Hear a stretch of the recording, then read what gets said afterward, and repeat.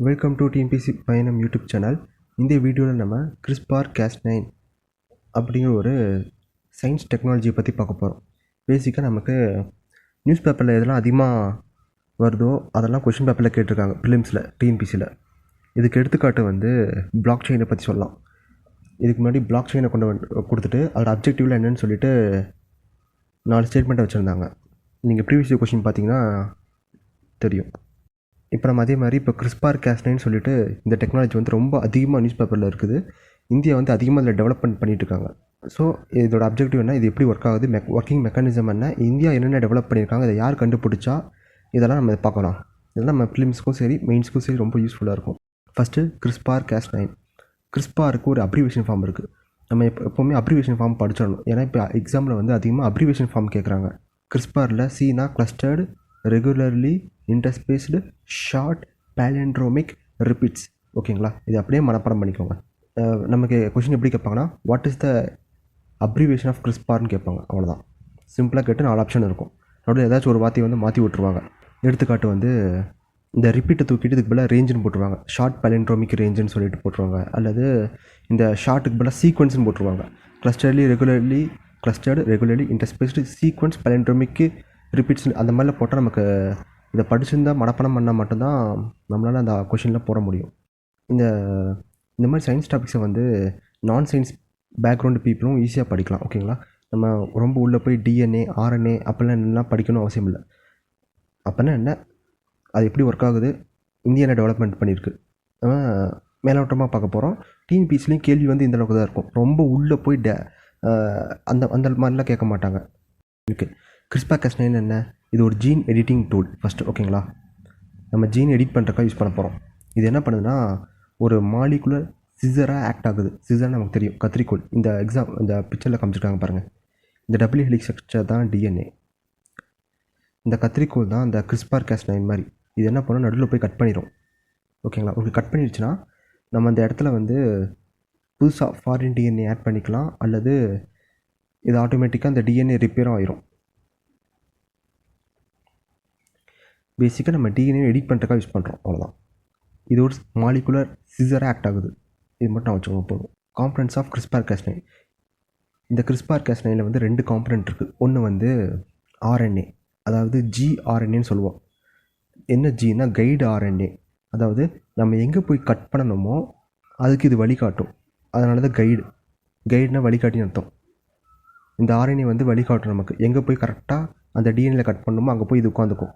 ஓகேங்களா, இந்த Cas9ங்கிறது ப்ரோட்டீன், அதாவது நியூக்ளியஸ். இந்த gRNA எங்கே போய் டிஎன்ஏல உட்காந்துச்சோ அந்த இடத்துக்கு இந்த ப்ரோட்டீன் வந்து அந்த பார்ட்டை வந்து கட் பண்ணிடும். அடுத்தது ஒர்க்கிங் மெக்கானிசம் வந்து முன்னாடியே பார்த்துட்டோம். எப்படி ஒர்க் ஆகுதுன்னா, நமக்கு 2 காம்பனன்ட் இருக்குது. ஒன்று வந்து gRNA, அதாவது கைடு ஆர்என்ஏ. இன்னொன்று வந்து என்னது, Cas9ங்கிற ப்ரோட்டீன். ஓகேங்களா, இந்த gRNA என்ன பண்ணுது, நமக்கு எந்த இடத்துல டிஎன்ஏவை கட் பண்ணணுமோ அங்கே போய் அட்டாச் ஆகிக்கும், ஒட்டிக்கும். ஓகேங்களா, வழிகாட்டி மாதிரி. யாருக்கு வழிகாட்டினா இந்த Cas9. இந்த Cas9 தான் கட் பண்ண போகுது. எங்கே போய் கட் பண்ண போகுதுன்னா, இந்த gRNA எங்கே போய் ஒட்டி இருக்கோ அந்த இடத்த போய் கட் பண்ணி விட்டுரும். ஓகேங்களா, தான் கட் பண்ணி வச்சு பாருங்கள். இந்த இடத்துல 3rd ஸ்டெப்பில் கட் பண்ணிடுச்சா. கட் பண்ணதுக்கப்புறம் நம்ம இந்த இடத்துல வந்து செல்லு வந்து ஆட்டோமேட்டிக்காக ரிப்பேர் ஆகிரும். ஓகேங்களா, 2012 இவங்க கண்டுபிடிச்சாங்க. 2020 நோபல் ப்ரைஸ். யாருன்னா இமானுவேல் சார்பென்டர், ஜெனிஃபர் டவுடனா. இதுவும் ப்ரீவியஸ் இயர் கொஷனில் கேட்டிருக்காங்க. என்னென்னா, இந்த மாதிரி ஃபேமஸான டெக்னாலஜி வந்து யார் கண்டுபிடிச்சாங்கன்னு சொல்லிட்டு. இங்கே நான் சொன்ன அதே point, Nobel prize for chemistry 2020 கொடுத்துருப்பாங்க. அடுத்து இந்தியா வந்து நிறையா இனிஷியேட்டிவ்ஸ் எடுத்திருப்போம் இந்த டெக்னாலஜி யூஸ் பண்ணி. அதில் முக்கியமானது வந்து இந்த பூசா DST ரைஸ் 1, அப்புறம் DRR தன். இதோட இன்னொரு பேர் கமலா. ஓகேங்களா, ரெண்டுக்கு சின்ன டிஃப்ரென்ஸ் இருக்குது. இந்த பூசா DST ரைஸ் 1 அப்படின்னா மெயினாக வந்து இது வந்து அதிகமான உபரி நெல் உற்பத்திக்காக பயன்படுத்தப்படுறது. ட்ரஃப்ட் டாலரண்ட்டாக இருக்கும், வறட்சி தாங்கக்கூடிய தன்மையில் இருக்கும். ஓகேங்களா, அதுவே இந்த DRR தன்னு கமலா அது எதுக்குன்னா, இந்த உபரி நிலத்தை வந்து தாங்கி வளரக்கூடியதாக இருக்கும். அடுத்த முக்கியமான டெக்னாலஜி வந்து பிர்சா 101 சொல்லிட்டு நம்ம ஒன்று டெவலப் பண்ணியிருக்கோம். ஓகேங்களா,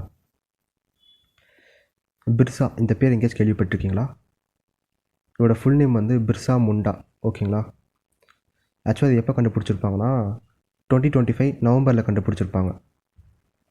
அப்போ பிர்சா முண்டா அவர்களுக்கு வந்து நம்ம நவம்பர் 15 சொல்லிட்டு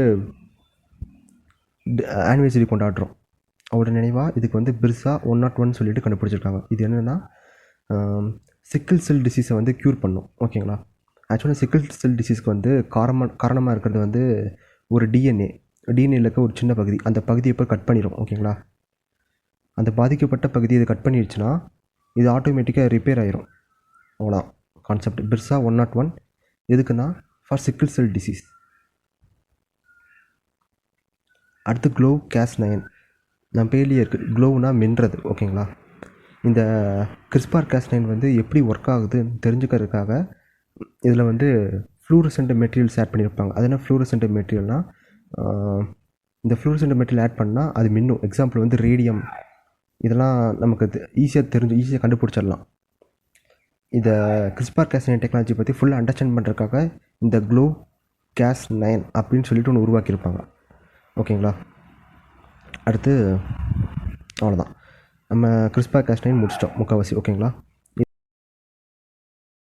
இப்போது ரிவைஸ் பண்ணிடலாம் என்னென்னலாம் பார்த்தோன்னு. ஓகேங்களா.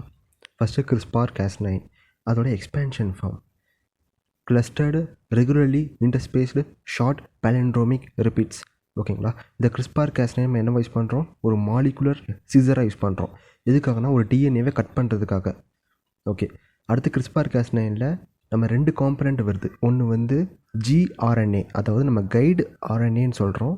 இன்னொன்று வந்து Cas9 ப்ரோட்டீன். ஓகேங்களா. இந்த Cas9 தான் போய் டிஎன்ஏவை கட் பண்ணணும். இந்த கைடு ஆர்என்ஏ என்ன பண்ணணும்னா அந்த Cas9 எங்கே போய் கட் பண்ணணுமோ அந்த வழியை வந்து கைட் பண்ணணும். இந்த கைடு ஆர்என்ஏ போய் டிஎன்ஏல போய் அட்டாச் ஆகிக்கும்.